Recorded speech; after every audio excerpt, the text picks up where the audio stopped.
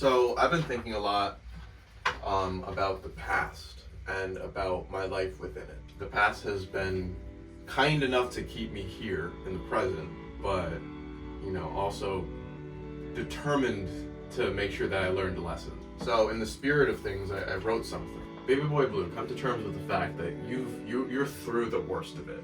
At least the worst that has been caused by you. And yes, as we grow older and definitely wiser and more loving and more empathetic towards the world and the people who live in it, our friends, our family, and even our dog who asked for rice when I've said no 1,000 times, that we're gonna have our bumps, our ups, our downs, but I think the worst that it's been will no longer come again. I think that all of the shit, and I like how now you say like you turn the shit into manure to grow greener fields, to grow more fortuitous fruit.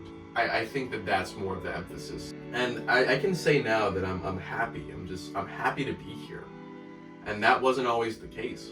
To say that my early 20s was tumultuous. I wouldn't say it sucked, but it was tumultuous. It was challenging is a really good word to use. And mid 20s was shaking the rocks out of the shoes, and now late 20s, like 28, which is fucking crazy.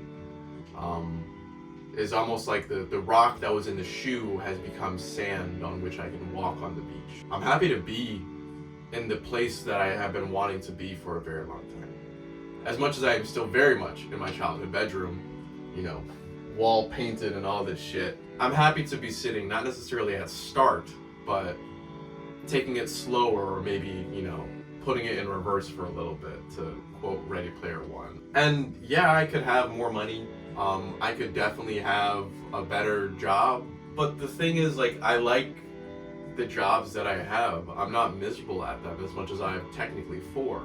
And luckily enough, I'm starting my own business as a design service, as a design company, where I get to make my own stuff and hang out with my friends. And I feel so fortunate and blessed to have these opportunities presented to me. And I find it funny, at least in a very ironic sense, how sometimes I don't take a second to sit back, to think, and to look out at the clouds and just be like, damn, I really am doing well. And I think the funny thing is, like, it's the metrics that we measure ourselves by. It's not the metrics that we measure everybody else by. I still am keeping movement. I'm just doing side quests, but the side quests are turning into the main story, and isn't that just fucking fantastic? And above all else, I'm just finally happy to be in the skin that I'm sitting in. I'm finally happy to be sat beside the soul that I happen to inhabit. I'm happy to finally just be me. And to be honest, I'm not necessarily rushing to figure out what it means just yet. What it means to be Jordan.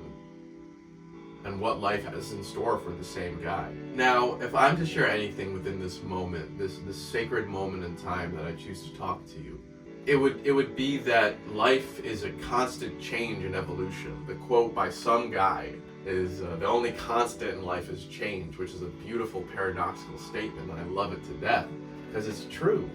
And I find it funny how we make squares, but the world is a circle.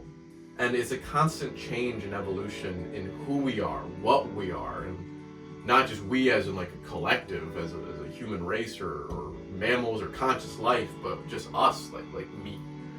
And as much as one could point out, kind of like the show Devs, where it's like life on rails, that everything is predetermined, I feel like that stops it short though. As I'll quote the book The Alchemist, best I fucking can, that it's written by the same hand. You are as much the universe as the universe is you. You are the universe experiencing itself. So why wouldn't the hand that writes your life story, whether it be predetermined or made up of choices, and in my opinion, it's very much both, not be yours as well? And I think that the idea of a lack of choice puts fear into the system where love should really be. Imagine if you always had your cosmic parents just kind of hanging out, guiding the way, or a mentor, or a teacher, or, life itself, spirit, or however God, if you want to call it that, like anything to help you along your way in this little life that we all live. And I think as long as you're on target with who you want to be, who you want to become, and even if the goal or goalpost or milestone or mountain that you must climb must change. I think it's all a part of some grand plan to make you the best version of you that you can possibly be. Now, I will say, mind that your goal does not have to be fixed or set in place, yet it very much can be. But as you change, life does too. So maybe don't stake it in concrete, and just something to cement in your mind. Everything is evolving, ever changing, and I think that's the lesson of my 28 years that I've learned. And the lesson within the lesson, the yolk within the egg of that, the juicy yolk, is to be okay with that, to accept it, to love it, to be okay with change.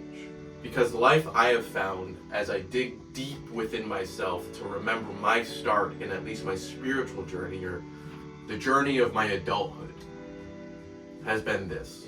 Life in this life, like life, the universe, however you want to concoct your creation, gives you two things. Love is the first one, and the second is a surprise. And now, the fortune cookie.